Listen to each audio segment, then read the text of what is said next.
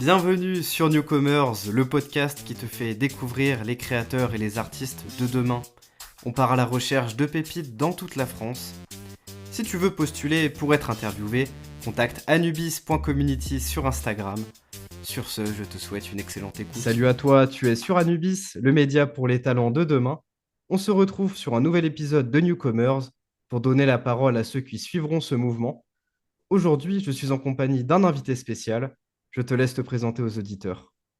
Bonjour à tous, donc c'est Léo ou introverti sur les réseaux sociaux, notamment YouTube et TikTok. J'ai 16 ans, je suis passionné de littérature et d'aquarelle et ça fait une petite année où voilà, j'essaie de partager ça sur les réseaux sociaux et puis voilà, j'ai 16 ans, je fais donc un bac. Merci de m'avoir invité. Puis voilà, je suis heureux d'être en ta présence et de pouvoir partager ça avec tes auditeurs. Merci à toi d'avoir accepté l'invitation. Alors, je commence directement. En quoi consiste ta passion? Alors, faut savoir que j'ai toujours eu une certaine admiration pour ceux qui étaient tout le monde littéraire, même si je m'étais pas vraiment trop intéressé. Puis voilà, un jour, en fait, j'ai voulu me mettre vraiment dans la lecture et vraiment avoir un rythme de lecture, être vraiment à fond dedans. Et en fait, ça m'a plu. Et depuis, j'ai jamais décroché. Voilà, donc ça, c'est pour ce qui concerne la littérature.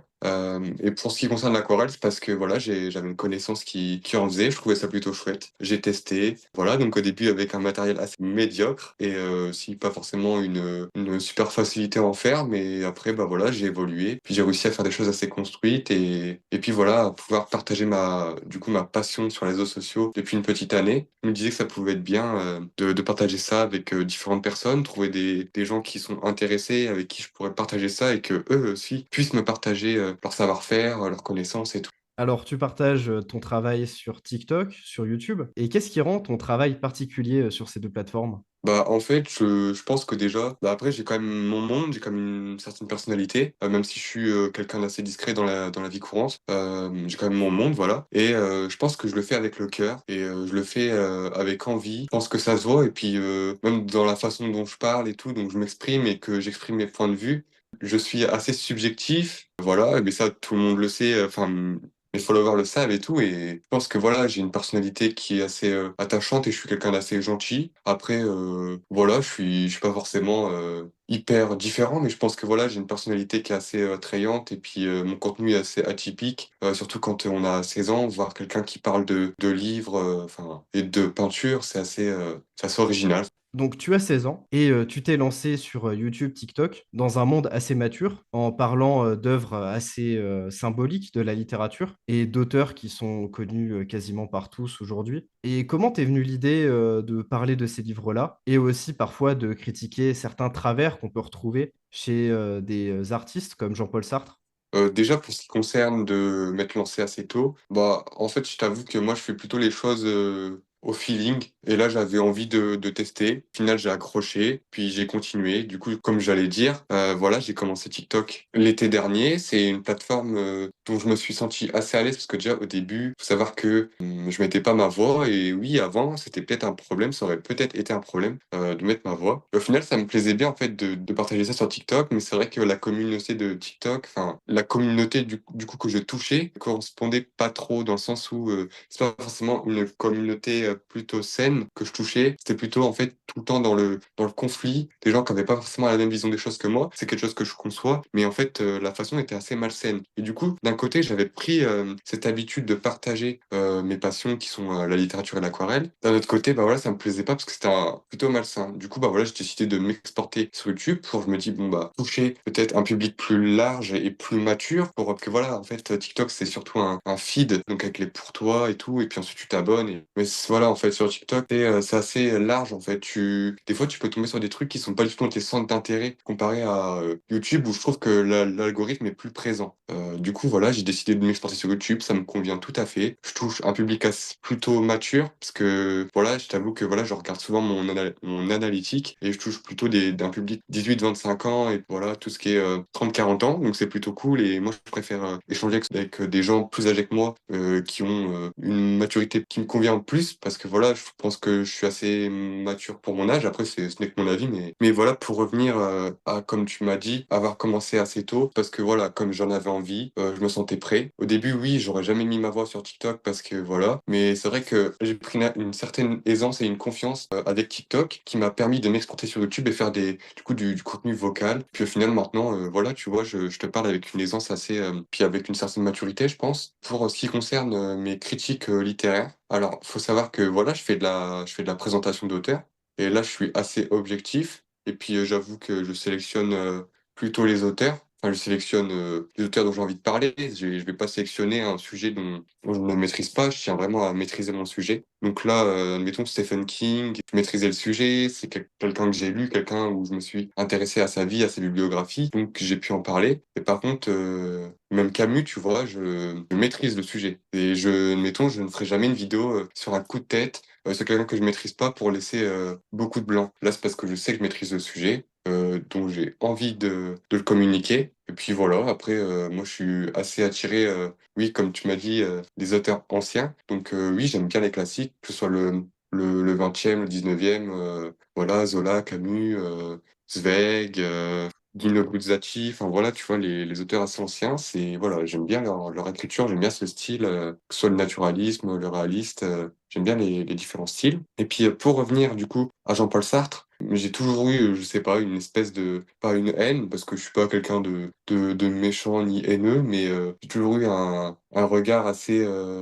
méfiant, même si, enfin, je sais pas comment expliquer vraiment ma vision des choses, mais mettons, voilà, c'est vrai que les actes qu'ils ont fait, que ce soit du coup Simone de Beauvoir ou lui, je n'ai pas toléré. Et voilà, de toute façon, je précise bien dans ma vidéo que le point de vue est objectif, que je ne critique pas ses livres, mais la personne qu'il était. Voilà, je me suis pas caché de dire que je l'aimais pas, j'ai pas nuancé mes propos. Et puis voilà, après la vidéo m'a plu.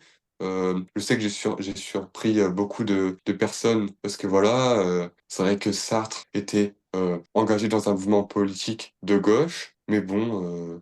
Enfin voilà, après il y a plein de choses, c'est un petit peu complexe pour vraiment expliquer Sartre, enfin ma vision des choses sur Sartre. Mais en tout cas, tout ce que je peux te dire, c'est que j'étais pas, enfin j'avais envie voilà de montrer la face cachée dont personne ne parle, et aussi de démonter un petit peu tout ça, enfin de clasher, enfin je sais pas vraiment si on peut dire clasher, mais de montrer voilà les mauvaises choses parce que voilà je trouvais ça un petit peu sous-coté, que tout le monde lui offre une certaine visibilité et voilà. Parce que moi je suis quelqu'un, je ne sais pas comment dire. Mettons une œuvre, je vais pas pouvoir la différencier de l'auteur, donc voilà, je tenais juste à faire ça pour lancer des petits pics, même si voilà. Enfin, je sais pas, j'avais envie, et tu sais, comme je t'ai dit, je fais ça par envie, et là, j'avais envie de faire ça, et puis vu que je maîtrisais le sujet, je maîtrise les actes qu'il a fait. Par contre, je ne maîtrise pas sa bibliographie, c'est pour ça que je me suis pas attaqué à sa bibliographie, mais que je me suis attaqué à la personne qu'il était, ainsi qu'à Simone de Beauvoir, et puis voilà. Donc c'était tout pour cette parenthèse sur Jean-Paul Sartre. J'avais justement trouvé ton approche très factuelle. C'est ce qui m'avait plu et ça s'est ressenti dans les commentaires. Au final, les commentaires étaient très peu négatifs par rapport à ta vidéo. Franchement, c'est quelque chose qui m'avait bien plu, c'est pour ça que je l'avais souligné. Alors, je vais partir sur une autre question. Peux-tu nous en dire un peu plus sur tes accomplissements? Après, je sais pas si on peut parler vraiment de ça comme des accomplissements, mais déjà quand j'ai commencé TikTok, j'ai commencé de zéro, hein, j'avais aucune visibilité, j'ai commencé tout seul, il y a personne qui m'a aidé, et puis de toute façon, je voulais pas forcément être aidé, je voulais créer ma propre communauté, mes propres followers. Et vraiment, pour moi, un des premiers paliers que j'ai atteint, c'est pas forcément en termes d'abonnés pour le coup, mais c'est plus en termes de échanger avec ma communauté, échanger que mes abonnés voilà, sont venus ensuite sur mon Instagram et on a commencé à échanger et tout, et à établir une petite communauté comme ça. Admettons, si tu veux savoir, j'organise de temps en temps des marathons lecture avec mes abonnés. Et voilà, c'est assez communautaire, ça c'est bien, c'est une approche bienveillante, il n'y a pas de malveillance. Ou au pire, les gens malveillants, voilà, je les banne. Mais en tout cas, enfin voilà, j'arrive à faire quelque chose d'assez construit, d'assez positif et justement à faire une communauté. Et voilà, ça c'est commencé avec TikTok. Et puis là, avec YouTube et puis le serveur Discord que j'ai créé, et ben voilà, j'ai pu encore plus accomplir cela. Le fait de créer ne serait-ce qu'une petite communauté, pouvoir échanger avec quelques abonnés, ça avait déjà été pour moi un accomplissement. Après, voilà, il y avait eu le palier des 100 abonnés sur TikTok. Puis ensuite, quand j'ai commencé YouTube, très rapidement, les 100 abonnés en 2 semaines sur YouTube, ça a été un superbe accomplissement pour moi. En vrai, j'en suis fier, hein, je le cache pas. Je suis content qu'il y ait des gens qui me suivent, je suis hyper reconnaissant de tout ça. Et ça, enfin, voilà, même si je le dis pas forcément souvent, bah, je le pense très fort, tu vois. Puis ensuite, là, voilà, je continue. Après, je fais pas forcément ça pour les abonnés. Je fais vraiment ça pour partager. Et après, plus il y a de gens qui me suivent, plus je suis content. Donc en vrai, je dis, pas forcément pour les abonnés, mais d'un côté, ce que je dis, c'est un peu contradictoire. Parce qu'en fait, moi, je veux toucher un public qui va aimer mes vidéos, bah, ou même qui les aime pas, qui m'établissent une critique. Et j'aime bien cet échange-là, qui est disponible dans YouTube ou dans TikTok. Mais je préfère quand même cet échange-là dans YouTube. Après, c'est vrai que voilà, quand tu as un nombre d'abonnés, tu touches un public plus large et tu as le référencement qui joue et tout. Et c'est vrai que maintenant que je commence à faire de plus en plus de vues, je touche un public assez large et moi, c'est ça qui me plaît. D'établir une communauté, d'avoir plus d'abonnés sur les réseaux, bah, ça fait que je peux encore plus échanger. Et moi, c'est ça mon but de construire une communauté et que voilà, que les gens soient contents de regarder mes vidéos, qu'ils trouvent ça construit et que s'il y a un problème, s'ils trouvent quelque chose de mal ou qui leur correspond pas, moi, je suis ouvert à la critique, même si, voilà, quoi, c'est pas en entendant un commentaire négatif que je vais tout plaquer ou voilà, je suis assez ouvert d'esprit sur ça en tout cas. Alors c'est super parce que la question qui va suivre est carrément en lien avec tout cela. Quel est ton rapport avec les réseaux sociaux? En fait, de base, je suis quelqu'un qui n'aime pas les réseaux sociaux. Enfin, c'est vrai que c'est hyper bizarre dit comme ça parce que je suis sur différentes plateformes. Bon, je suis aussi sur Instagram, même si c'est un compte assez privé. Mais pour ce qui est de YouTube et TikTok, moi, j'aime bien partager mon contenu.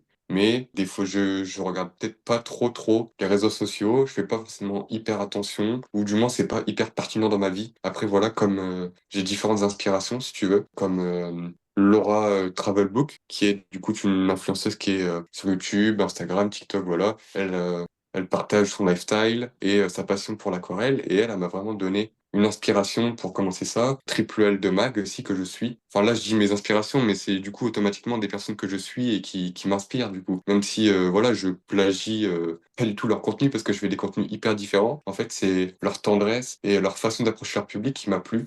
Triple L de Mag, qui est une influenceuse sur Insta aussi, sur YouTube, je suis essentiellement présent sur son compte YouTube. Je fais des critiques littéraires, des vlogs lecture, des vlogs. Admettons, elle fait des retours de conventions littéraires et tout, et moi, ça m'a inspiré. Après, comme je t'ai dit, je ne suis pas trop les réseaux sociaux, je n'aime pas ça parce que je trouve que c'est un côté assez malsain. Mais c'est vrai que quand on est créateur de contenu, au pire, on peut filtrer les commentaires et puis on peut assez vite kick les gens. Mais sinon, j'aime pas trop le monde d'Internet. Je trouve que c'est assez malsain et qu'il faut savoir, voilà, s'en protéger en tout cas. Alors si je comprends bien, tu as plus tendance à regarder YouTube pour t'inspirer que pour te divertir. C'est pas vraiment ça. En fait, je regarde YouTube pour me divertir et justement, avec tout ce divertissement, bah, du coup, c'est surtout ces 2 créatrices de contenu-là qui m'ont inspiré. Après, c'est vrai qu'au début, j'étais pas du tout dans l'optique de faire une chaîne YouTube. C'est juste que voilà, d'un coup, ça m'est venu, l'idée a été dans ma tête pendant plusieurs temps et puis au final, j'ai testé, ça m'a plu et puis voilà, en fait. Comme je t'ai dit, je fais les choses au feeling et puis si ça me plaît, voilà. Si demain ça me plaît plus, bah, j'arrêterai, mais pour le moment, je suis pas prêt d'arrêter parce que ça me plaît à fond. Surtout que tu es un peu une fusée montante, hein, 1 chaîne YouTube que tu as créée il y a peut-être un mois et là, déjà les 150 abonnés. Alors quels sont tes objectifs pour la suite? Déjà faire un contenu, enfin parce que vu que je suis étudiant, c'est vrai que ça me laisse pas forcément trop de temps. Donc je fais surtout des contenus, à la maison ou voilà enfin oui à la maison. J'habite à la campagne, donc je peux pas trop me déplacer comme je veux, mais là, étant donné que c'est les vacances, je vais pouvoir, mettons, comme je l'ai expliqué dans ma dernière vidéo, prendre quelque chose qui s'appelle le Pass Rail, qui offre un abonnement pour le TER pendant plus d'un mois. Enfin bref, ça c'est un autre sujet. Mais en tout cas, grâce à ça, je vais pouvoir faire du contenu en dehors de ma chambre ou faire des vlogs. Et ça, c'est quelque chose dont j'ai vraiment envie de faire. Mettons, faire des vlogs librairie, faire des vlogs dans un musée ou des choses comme ça. Moi, ça m'attirait bien. Et ouais, mon objectif, ça serait d'un peu de me diversifier en faisant des choses un peu plus lointaines comme ça, comme des vlogs. Après, ça serait aussi peut-être, je sais pas, peut-être des collaborations, des choses, mettons, faire un échange, pas forcément une interview, tu vois, mais faire plutôt des échanges ou des chroniques littéraires sur YouTube. Après, les autres plateformes m'intéressent pas trop. Je t'avoue que YouTube, c'est vraiment ma plateforme pour le moment et que je n'ai pas envie d'y changer. Après, voilà, c'est aussi bah, de parcourir les paliers d'abonnés, même si en vrai, je fais pas forcément ça pour avoir plein d'abonnés. Mais comme j'avais dit avant, bah, il faut avoir des abonnés pour élargir son public. Et du coup, voilà, avoir des abonnés, des vues. Voilà, élargir ma communauté en tout cas. Parce que j'aime pas trop parler d'abonnés, je préfère parler de communauté. Élargir ma communauté et élargir mon champ de vision en fait. Voilà, tout simplement. Alors, on va rentrer dans la deuxième partie de l'interview. Je vais te poser des questions un petit peu plus personnelles sur toi et sur comment t'en es arrivé là. Alors, raconte-nous ton histoire. Faut savoir que j'ai toujours lu, mais pas avec une assiduité. C'est-à-dire que des fois, je pouvais lire Bon, après, c'est quand j'étais plus petit, hein, voilà, j'ai une que 16 ans, hein, je suis encore personne dans le monde, que ce soit sur les réseaux, dans la vie active, enfin voilà, je suis c'est un adolescent. Mais, enfin un adolescent, tu m'as compris quoi. Voilà, comme je t'ai dit, j'ai toujours eu une certaine admiration envers les gens qui étaient hyper cultivés au niveau littéraire. J'ai voulu tester, ça m'a plu. J'ai commencé par des recueils poétiques, je peux t'en citer quelques-uns. Bon, c'était un petit peu la fame du moment, même si je suis quelqu'un qui lit pas forcément les trucs actuels, parce que je lis beaucoup de classiques, mais admettons, c'était les recueils de Rupi Kaur, Les Miel, qui avaient fait beaucoup de bruit il y a plus d'un an, tu vois. Quand j'ai lu ça, même si c'était pas forcément de la littérature, bah en fait, ça m'a plu d'ouvrir un bouquin, de me plonger dedans. Puis après, je me suis dit, j'ai envie de plus de livres, j'ai envie d'élargir mon horizon littéraire. Et après, je me suis penché vers Agatha Christie, qui était, enfin voilà, un truc totalement différent, tu vois, mais j'avais vraiment envie d'élargir tout ça. Et voilà, j'ai commencé Agatha Christie. Je me rappelle, j'avais acheté un lot de 15 livres sur Vinted pour une somme misérable. Et c'est surtout la couverture qui m'avait attrayé. Même si voilà, j'avais envie de découvrir Agatha Christie depuis un certain moment. Mais enfin bref, c'est assez marrant comme anecdote. Et puis au final, je me suis tout de suite pris. Mon premier livre d'Agatha Christie, c'était Le Crime de l'Orient Express. Et c'est à l'heure actuelle un de mes livres préférés. Ensuite, j'ai commencé sur Agatha Christie, machin. Puis j'ai élargi. Je suis parti sur de l'horreur, je suis parti sur du classique. Enfin voilà, j'ai élargi mon périmètre littéraire. Et puis je continue de l'élargir. Après, au niveau de l'aquarelle, c'est parce que j'avais une proche qui en faisait, qui me montrait ce qu'elle faisait. J'ai testé, j'ai bien aimé. J'ai continué, je me suis acheté du matériel un peu plus haut de gamme. Puis voilà, moi après, je suis quelqu'un, je suis assez altruiste. Et du coup, je me suis beaucoup intéressé à ce qu'elle faisait. Et puis, j'ai commencé à peindre et tout. Et puis, enfin, après, je sais pas trop quoi dire sur l'aquarelle, parce que c'est venu assez naturellement, tu vois, en faisant des choses simples. Puis ensuite, j'ai voulu élargir et puis faire des choses un peu plus compliquées, acheter un matériel un peu plus haut de gamme. Et après, pour ce qui concerne vraiment la timeline des choses, l'aquarelle, j'ai commencé en septembre dernier. Puis du coup, je me suis pris de passion pour la littérature, vraiment au sens régulier et tout, il y a un an. Il y a vraiment pile un an. Et sinon, avant, j'étais un lecteur, je lisais pas souvent en fait. Je lisais peut-être deux, trois livres par an, ce qui est très peu. Mais bon, après, j'avais 14 ans, quoi. J'avais 14 ans. Et puis même quand j'étais plus petit, je lisais pas plus que ça. Mais c'est vrai que depuis que je me suis vraiment attrayé au monde des lettres, à la littérature et tout, ça m'a ouvert plein de choses. Ça m'a ouvert l'esprit. Que ce soit l'aquarelle et tout, ça m'a grave détendu. Même l'aquarelle et tout, j'adore offrir des peintures et tout. Voilà, grâce à ça, en fait, je suis épanoui. Que ce soit pour partager ma passion, pour offrir des aquarelles, pour échanger avec différents proches à moi sur des livres et tout. Enfin voilà, j'adore ça, j'adore échanger, j'adore offrir. Et puis voilà, c'est ma personne, quoi. C'est un petit peu compliqué pour moi de parler de tout ça, mais en vrai, je sais pas comment, si c'est bien comment je l'amène, mais en tout cas, je l'amène comme je l'amène. Alors, tu nous as partagé plein de sources d'inspiration et j'aimerais savoir si tu en as une ou deux principales dans ta vie. Bah moi, je t'avoue que bah, comme j'en ai parlé avant, en fait, Laura Travelbook, c'est quelqu'un de tellement posé, tellement good vibe que j'ai pas voulu essayer de copier son lifestyle. Je me suis dit avoir un lifestyle comme ça, posé et tout, c'est super cool parce que c'est quelqu'un qui est très dans les choses cosy, un peu vintage. Toujours, enfin voilà, j'ai toujours une admiration pour cette femme, pour plein de choses, pour son lifestyle, pour sa façon de parler, pour les contenus qu'elle fait, son originalité, l'originalité de ses contenus. Enfin voilà. Après, c'est vrai que dans ma vie personnelle, j'ai pas forcément beaucoup d'inspiration. Je suis pas forcément hyper proche de ma famille. J'ai pas forcément de source d'inspiration familiale, tu vois. Au niveau de mes amis, c'est vrai qu'ils sont hyper différents de moi, donc qu'ils ont pas du tout les mêmes passions que moi. Donc je t'avouerai que au niveau proche et familial, j'ai pas forcément d'inspiration, mais j'ai plus d'inspiration, admettons, pour Triple L de Mag, Laura Travelbook, ou même d'autres créateurs de contenu, mais là, je les ai pas forcément à l'esprit. Les créateurs de contenu littéraire, je les trouve pas tous, mais je trouve que c'est assez pertinent, en fait, Booktube. Booktube est assez pertinent et m'inspire, tu vois. Des fois, j'achète des livres parce que, je sais pas, ça me plaît de la façon dont les gens en parlent. Puis voilà, en fait, c'est des inspirations pour tout, que ce soit pour créer, enfin, pas forcément créer mon contenu parce que j'essaie de faire un contenu assez original, mais admettons, pour m'influencer à acheter des livres, bah ouais, sur YouTube, des fois, ça m'influence vachement. Mais sinon, voilà, je pense être quelqu'un d'assez original et j'aurais rien d'autre à ajouter sur ça. Alors, on s'est beaucoup concentré sur YouTube, l'aquarelle, la littérature. Et quelles sont tes passions en dehors? Moi, j'adore la musique. J'adore écouter de la musique, pas forcément en faire. Enfin, j'en ai jamais fait, j'ai pas forcément envie d'en faire. J'adore écouter de la musique, j'écoute un peu de tout. Pas forcément des choses hyper connues, tu vois. J'aime bien les choses assez posées. J'aime bien aussi des choses connues, tu vois, du rap français, mais du rap français assez sous-coté. Pas forcément, tu vois, des gros noms. Ou même dans le R&B, j'adore le R&B, mais pas forcément des gros noms du R&B. Enfin voilà, bon là je m'élargis un petit peu sur la chose, mais ouais, j'adore la musique, j'adore écouter de la musique, ça fait partie de moi. Des fois, je lis en écoutant de la musique. La musique m'accompagne partout, j'ai des écouteurs, ils m'accompagnent partout. Parfois, ça m'inspire pour faire des choses, ça me motive pour faire des choses. Quand je suis triste, j'en écoute, quand je suis en colère, j'en écoute. La musique m'accompagne partout. Sinon, mis à part la musique, après, je sais pas si, voilà, bon, c'est vrai que c'est pas une passion, mais j'adore échanger, tu vois, que ce soit avec des proches et tout. J'ai beau être quelqu'un d'assez introverti, enfin, comme mon nom le dit, même si maintenant, je dirais plus trop que je suis introverti, mais plus quelqu'un de réservé. Mais en tout cas, j'adore échanger, j'adore apprendre de nouvelles choses et tout. Bon, ça, c'est pas vraiment des passions, parce qu'en vrai, j'ai pas forcément d'autres passions à part la musique, l'aquarelle et la littérature, mais voilà, quoi, je suis pas quelqu'un d'hyper compliqué, en tout cas. Et je pense que ce que c'est tout, à part la musique que je ne partage pas parce que j'en fais pas et que ça m'intéresserait pas de faire des chroniques sur ça et tout, ou de donner mon avis sur ça pour le moment, du moins. Mais sinon, c'est vrai que ouais, la littérature, l'aquarelle et la musique, c'est tout en vrai. Après, j'ai pas d'autres passions, honnêtement. Après, il y a des choses que j'aime bien faire, j'aime bien me balader, j'aime bien sortir, même si voilà, j'habite à la campagne, quand c'est les vacances et tout, j'aime bien prendre le train, j'aime bien me balader, j'aime bien. Voilà, voilà. On en arrive à la question tant attendue par les auditeurs. As-tu une anecdote croustillante à nous raconter? J'ai une anecdote, mais c'est quelque chose qui m'a assez marqué. Bon, en vrai, c'est pas quelque chose de fou, mais pour moi, ça m'a marqué et je trouvais ça assez marrant.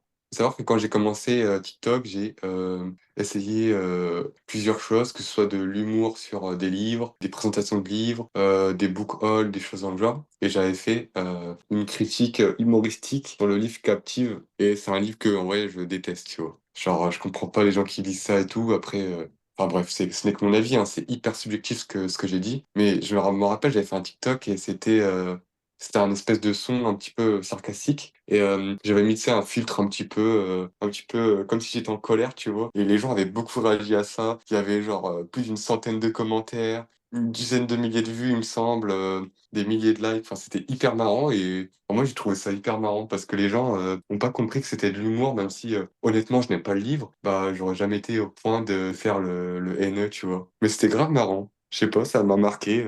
Bah, ça montre que les gens jugent souvent le livre à la couverture. Alors, oui, après, il faut savoir que je me suis intéressé, tu vois. Parce que moi, au début, je comprenais pas pourquoi les gens lisaient ça. Je me suis intéressé, j'ai regardé des gens qui faisaient des reviews chapitre par chapitre. J'ai tout regardé et j'ai juste pour comprendre pourquoi les gens lisaient ça, je comprenais pas en fait. Je me disais, what, mais faut être fou pour lire ça et je comprends toujours pas à l'heure d'aujourd'hui. Après, voilà, c'est personnel, mais voilà, c'est assez marrant. Ah, mais je parlais par rapport aux gens sur YouTube qui ont directement pris ta vidéo pour une critique haineuse. Ah oui, non, ouais, du coup, c'est sur TikTok, ce format-là. Mais oui, en fait, bah après, le truc, c'est que TikTok, ça touche un peu n'importe qui, n'importe quoi. Et Captive, c'est un livre qui est, il me semble, interdit au moins de 18 ans. Mais bon, tu sais pas trop comment. Des jeunes filles ou des jeunes hommes, hein, mais majoritairement des jeunes filles de 13-14 ans qui lisent ça. Ça, je comprends pas. Encore, t'es un jeune adulte, je comprends. En fait, vraiment, la chose que je comprends pas, c'est que voilà, des jeunes filles, enfin, ouais, des jeunes filles et des jeunes hommes, en fait, lisent ça. Et ouais, moi, je comprends pas ça, je comprendrais jamais ça. Faut vraiment se plonger dans le sujet, mais pour dire un avis global, c'est juste que je comprends pas ça. Parce que voilà, c'est un livre qui a des propos assez trash et voilà. Mais sinon, je comprends pas. Mais sinon, c'est vrai que voilà, les gens n'ont pas trop compris ça, n'ont pas vu le hashtag humour, n'ont pas vu que je rigolais avec ça et que je me moquais un petit peu de ça. Même si, honnêtement, je n'aime pas ce livre, c'est tout. Je n'aime pas la communauté non plus qui soutient ce livre parce qu'elle est assez toxique. Mais bon, après, ça, ce n'est que mon avis. En tout cas, le TikTok n'était pas du tout on n'était pas du tout haineux, c'était plus humoristique, mais voilà, j'ai eu des commentaires assez trash, mais en vrai, je m'en fiche un peu. C'était plutôt marrant parce que des fois, quand je vois la tête des commentaires, ça m'a fait bien rire. Mais voilà, et puis aussi que ça fasse de la fame, voilà, donc je sais que si un jour je suis en manque de fame, je sais de quoi parler, tu vois. Et ça m'a fait rire en fait. On arrive sur la fin de l'interview. Aurais-tu un petit mot de la fin à adresser à nos auditeurs? Du coup, je tiens déjà à te remercier de m'avoir invité.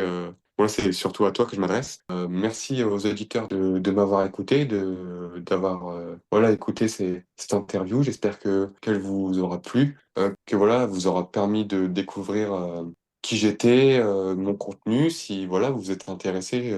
Enfin, je sais pas trop comment ça se passe, mais peut-être que, je sais pas, on va peut-être mettre mes réseaux, ou je sais pas, pour si les gens sont intrigués par ce que je fais. Mais voilà, en tout cas, je suis content d'avoir partagé ça, quelque chose d'un petit peu plus introspectif que ce que je fais sur YouTube ou TikTok. Et puis voilà, de m'avoir un petit peu ouvert aujourd'hui. Je suis hyper reconnaissant de ta faveur de m'avoir invité et je suis content, si des gens, ont pu m'écouter et ont pu aimer ce que j'ai pu dire et tout, ça c'est vraiment un honneur en tout cas. Alors, tes réseaux sociaux seront bien dans la description. On pourra retrouver ton TikTok et ton YouTube. On en a fini pour cet épisode de Newcomers et on se retrouvera bientôt pour un prochain épisode. Je te remercie de nous avoir écoutés jusqu'à la fin. On se retrouve bientôt pour un nouvel épisode de Newcomers.